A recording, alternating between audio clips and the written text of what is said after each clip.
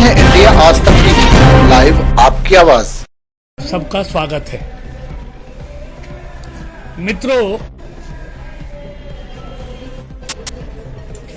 कल राहुल गांधी जी की संसद की सदस्यता समाप्त हो गई।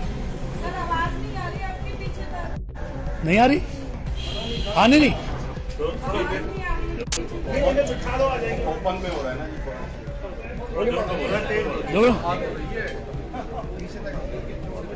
मित्रों, कल राहुल गांधी जी की संसद की सदस्यता समाप्त हो गई, लेकिन ये उसी समय समाप्त हो गई थी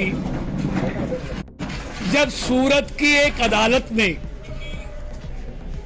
ओबीसी समाज का अपमान करने के एक मामले में दोषी ठहराते हुए उनको 2 साल की सजा सुनाई थी। लेकिन ये प्रभावी होने के लिए प्रक्रिया के तहत इसको नोटिफाई करना था, इसलिए कल वो, क्योंकि एक प्रक्रिया है, फैसले के बाद नोटिफिकेशन करना है, कल लोकसभा सचिवालय ने वो नोटिफिकेशन भी जारी कर दिया।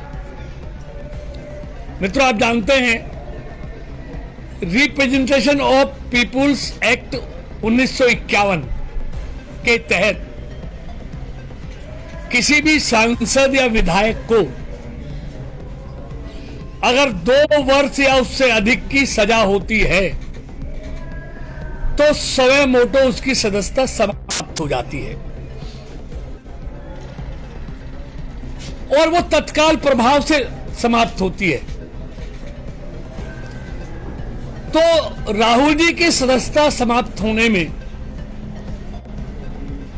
भारतीय जनता पार्टी या सरकार का कोई भूमिका नहीं है, ये मैं कहना चाहता हूं। और मित्रों, आप देखेंगे कि 2013 में lily Thomas versus union of India मामले में सुप्रीम कोर्ट ने इस निर्णय पर मोहर लगाई हुई है। इसीलिए कल कपिल सिब्बल ने भी मांग लिया था कि राहुल गांधी एक सांसद के तौर पर अब अयोग्य हो चुके हैं। मेरा ये कहना है, राहुल गांधी की इस सदस्यता जाने में कांग्रेस की भी एक बहुत बड़ी भूमिका है। अपने स्पोक्समैन पवन खेड़ा की जब सजा हुई तो 15 मिनट में कांग्रेस के बड़े से बड़े वकील न्यायालय पहुंच गए। लेकिन राहुल गांधी की सदस्यता समाप्त होने के बाद, निर्णय सजा होने के बाद 24 घंटे बीत जाने के बावजूद भी कांग्रेस के जहां इतने बड़े बड़े वकीलों की फौज है, उन्होंने न्यायालय जाने की जरूरत नहीं समझी। मुझे लगता है कांग्रेस में भी कोई खेमा ऐसा है जो राहुल जी से मुक्ति चाहता है, वरना क्या कारण था। आप देखेंगे लोकसभा चुनाव जब चल रहा था 13 अप्रैल 2019 को बेंगलोर के नजदीक कोलार की एक सभा में राहुल जी ने ओबीसी समाज के बारे में और तेली समाज के बारे में आपत्तिजनक टिप्पणी की थी, जिसको लेकर ओबीसी समाज और तेली समाज, जो ओबीसी में आता है, क्योंकि उनको अपमानित किया गया था और वो किया था, वो आपने सारी रिकॉर्डिंग देख रखी है, मैं उसको दोहराना नहीं चाहता कि सारे मोदी चोर होते हैं क्या। उसको लेकर वो अदालत में गए। राहुल जी को इन 4 सालों में अनेकों ऐसे मौके आए जब वो अपनी गलती मानकर, माफी मांगकर इस मामले को पटापेक्ष कर सकते थे, मामले को समाप्त कर सकते थे। लेकिन अहंकार है कि हम तो राजा हैं, राजा कभी माफी नहीं मांगता, राजा तो माफ करता है। अरे ओबीसी समाज, ये पिछड़ा समाज, इससे माफी मांगेगा राजा जिन्होंने देश पर राज किया है? अपमानित भी करो, गलती भी नहीं मानो। ओबीसी समाज, और कोर्ट ने अनेकों बार कहने के बावजूद समझाने की कोशिश की, लेकिन अहंकार में के वशीभूत राहुल जी ने सबकी बातों को अनसुना कर दिया। और ऐसा नहीं है कि राहुल जी पहली बार माफी मांग रहे थे। और राहुल जी, मैं कहना चाहता हूं, एक सीरियल ऑफेंडर हैं। इन्होंने राफेल के मामले में भी सुप्रीम कोर्ट के बारे में भी कुछ कह दिया था, और फिर इसको सरेआम उसके लिए माफी मांगनी पड़ी थी। तो ये इस तरह का बार बार करते हैं ये लोग। दूसरी बात मैं कहना चाहूंगा, राहुल जी के लिए देश का कानून और देश कोई बड़ा नहीं है। वो अपने आप को देश से और देश के कानून से भी बड़ा मानते हैं।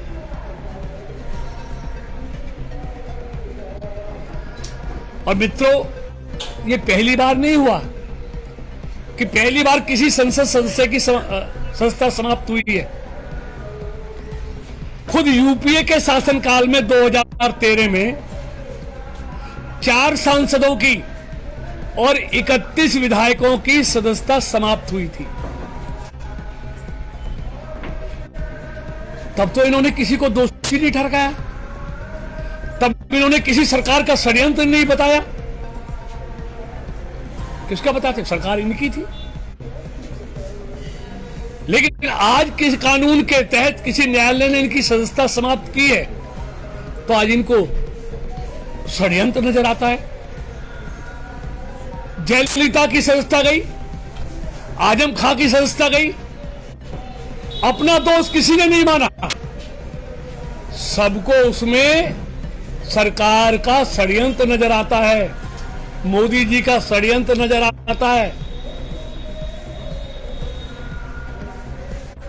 अपनी गलतियां नहीं मानेंगे। मित्रों, मैं एक बात कहना चाहता हूं, ये पहली बार नहीं है। पिछले 9 सालों से इन्होंने ओबीसी समाज को, ओबीसी समाज के नेता मोदी जी को जिस तरह अपमानित किया है, जिस तरह उनसे बारे में गंदे से गंदे अल्फाज कहे गए हैं, चाहे वो सोनिया जी हो, चाहे वो राहुल जी हो, चाहे वो प्रियंका जी हो, क्या कुछ नहीं कहा मोदी जी के बारे में। ये भोपू है,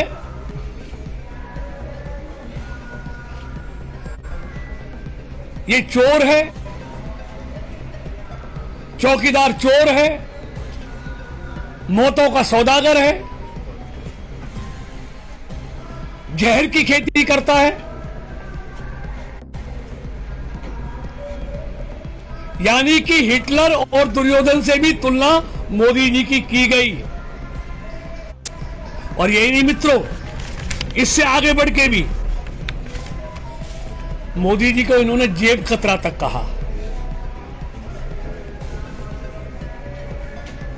तो इस ओबीसी समाज कब तक इस बात को सहेगा? मोदी जी का कसूर यह है कि उसने एक गरीब के घर में जन्म लिया, एक पिछड़े परिवार में जन्म लिया, और देश के 130 करोड़ लोगों ने उन्होंने देश की सबसे बड़ी कुर्सी, प्रधानमंत्री की कुर्सी पे पहुंचा दिया। उस दिन से लेके आज तक ये गांधी परिवार को और विपक्ष को हजम नहीं हो रहा कि गरीब का बेटा, ये पिछड़े घर में पैदा हुआ बेटा, ये देश का प्रधानमंत्री कैसे बन गया। देश का इतना भरोसा मोदी जी पर कैसे बढ़ गया? मित्रों, ये भरोसा इसलिए बढ़ा है कि मोदी जी के लिए देश पहले है और इन दलों के लिए परिवार पहले है। इसीलिए तो आप देखिए, दर्जन से ज्यादा चुनाव कांग्रेस पिछले सालों में हार गई, 1 दर्जन से ज्यादा। लेकिन उस चुनाव की समीक्षा करने के लिए कभी इनको आपातकालीन बैठक बुलाने का समय मिला? इतनी बड़ी पार्टी की ये दुर्गति पिछले 9 साल से इस देश में हो रही है, दर्जनों चुनाव हार गई है, उसके लिए आपातकालीन बैठक बुलाने की जरूरत नहीं पड़ी। लेकिन एक राहुल गांधी की सदस्यता क्या गई कि कल रात में आपातकालीन बैठक बुला ली। काश ये परिवार की चिंता से पार्टी की चिंता करते तो आज ये हालत कांग्रेस की नहीं होती। मित्रों, ये हालत नहीं होती। और मोदी जी व्यक्ति से पहले, पार्टी से पहले देश की चिंता करते हैं, इसलिए देश और दुनिया का भरोसा उनमें बढ़ रहा है। इनको ना पार्टी की चिंता है, ना देश की चिंता है, इनको परिवार की चिंता है। पूरी पार्टी एक परिवार को बचाने में लगी रहती है कि पार्टी कैसे बचेगी। देश तो इनसे कुछ उम्मीद करता ही नहीं है, क्योंकि देश की विदेशों में जाकर जो दुर्गति करते हैं, जो सेना के लिए ये भाषा बोलते हैं,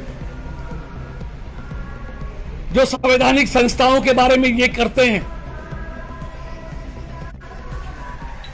वो सारा देश जानता है, सारी दुनिया जानती है। मित्रों, एक बात की तरफ और ध्यान देना चाहूंगा। आज राहुल जी उस दिन को बहुत अच्छी तरह याद करते होंगे जब उन्होंने अध्यादेश को फाड़ा था। वो अध्यादेश मनमोहन सिंह की सरकार ने ही कैबिनेट में पास किया था और उसमें यह प्रावधान किया था, क्योंकि उस समय लालू को सजा होने जा रही थी 5 साल की। उसमें 3 महीने तक कोई सदस्यता समाप्त नहीं होगी, ये प्रावधान करने का उस अध्यादेश में प्रावधान था। तो राहुल गांधी ने उसी समय मीडिया के सामने उस अध्यादेश को मंगाकर फाड़ते हुए सबने देखा है। आज वो दिन भी उसको याद आ रहा होगा। और उस अध्यादेश को नहीं फाड़ते तो आज इतनी जल्दी उनकी सदस्यता नहीं जाती। तो कानून, न्यायालय को ये नहीं मानेंगे, कहते कानून हमारे लिए नहीं बना, आईपीसी हमारे लिए नहीं है, ये लोगों के लिए है। हम तो राज करने वाले लोग हैं, राज परिवार के लोग हैं। ये भूत इनके सिर से भी उतरा नहीं है, लोगों ने उतार दिया, लेकिन इस पर सवार है। उंगली कटाकर शहीद होना चाहते हैं। मुझे तो इसमें भी दुर्गंध नजर आती है कि माफी इन्होंने क्यों नहीं मांगी। क्यों? मोदी सरकार के खिलाफ कुछ है नहीं इनके पास। मोदी सरकार की लोकप्रियता लगातार बढ़ रही है। तो मुझे लगता है, मुझे संशय है कि इन्होंने जानबूझ के अपनी सहानुभूति बटोरने के लिए माफी ना मांगी हो। तो 4 साल तो हो गए, 1 साल रह रहा है कि मैं शहीद बन जाऊं, ये नाटक करके भी देख लूं। ये मेरी व्यक्तिगत राय है, व्यक्तिगत मुझे लगता है ये, लेकिन इसका लाभ नहीं मिलने वाला। देश और देश के लोग जानते हैं कि हकीकत क्या है। ये देश कानून से चलेगा या दबाव से चलेगा? ये देश संविधान से चलेगा या इनकी जबरदस्ती से चलेगा? जो केजरीवाल जी आज नाटक कर रहे हैं, वो बात है ना, चढ़ जा बेटा सूली पे भरी करे भगवान। कुछ तो अपनी गलती के लिए माफी मांग ली, अरुण जेटली जी से माफी मांगी, नितिन गडकरी जी से माफी मांगी, कपिल सिब्बल जी से मांगी और मजीठिया जी से माफी मांगी। अगर केजरीवाल जी, अगर आप इनको क्यों उंगल दे रहे हो? आप भी माफी मत मांगते, पता चल जाता कानून क्या है।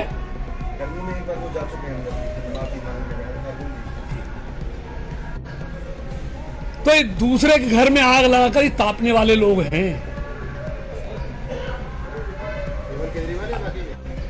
सब सारे के सारे ऐसे लोग हैं। और मैंने कहा ना, इस संस्था कोई पहली बार नहीं हुई,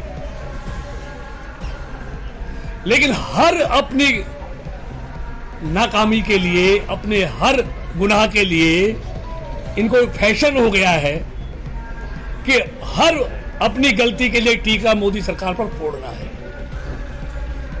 कैसे ना कैसे मोदी को अलोकप्रिय करना है। अरे तुम क्या करोगे? मोदी देश में नहीं, आज मोदी ब्रांड एम्बेसडर है, पूरी दुनिया का नंबर 1 का लोकप्रिय नेता है। आपके अलोकप्रिय करने से लोकप्रिय नहीं बनेगा। जब तक देश के 130 करोड़ लोगों का उस पर विश्वास है, तो वो विश्वास इतनी आसानी से टूटने वाला नहीं है। तुम्हारी तरह उनके बैंक बैलेंस नहीं है, तो तुम्हारी तरह उनके पास प्रॉपर्टी नहीं है, तुम्हारी तरह उनके पास महल नहीं है, तुम्हारी तरह उनके पास कंपनियां नहीं है। वो आज भी अपनी तनख्वाह से भोजन करते हैं।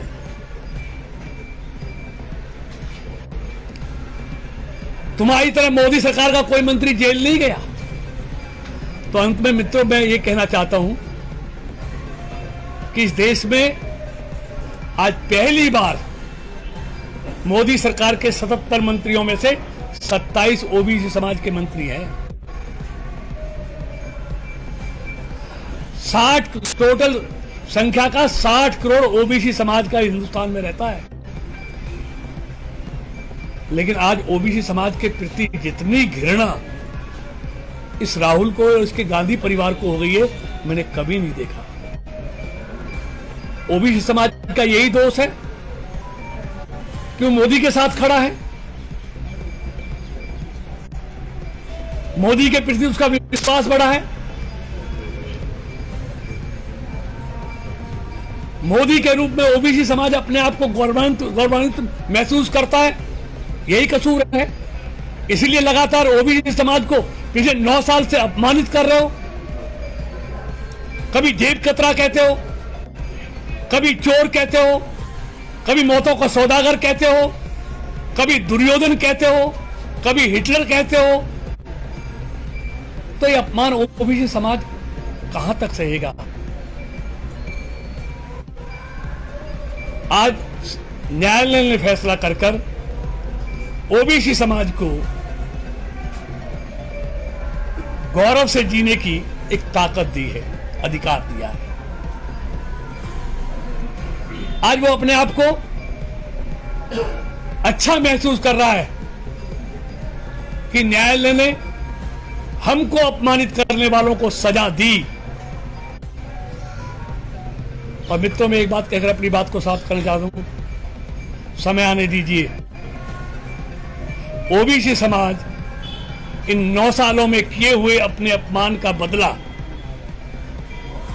चुनाव में लेकर दिखाएगा। मेरी ये बात याद करना। धन्यवाद। मंत्री जी, राहुल गांधी ने अपने बचाव के लिए लगाने या कहेंगे उन्होंने सुप्रीम कोर्ट में किया है, दाखिल किया है किस तरह के कानून को रद्द किया जाए। देखिए, अगर राहुल जी को ये अकल आज से 2013 में आ जाती, आज से 10 साल पहले, तो आज ये दिन नहीं देखना पड़ता। ये कानून तो उस समय आ रहा था, उसे मोहलत दी जा रही थी। इन्होंने ही फाड़ा सरेआम, और कुछ नहीं थे, एक पार्टी के साधारण उपाध्यक्ष थे और कैबिनेट के, अपनी कैबिनेट के फैसले, पार्टी के कैबिनेट के फैसले को फाड़ दिया। तो ये राजा हैं, कौन बोलेगा इनके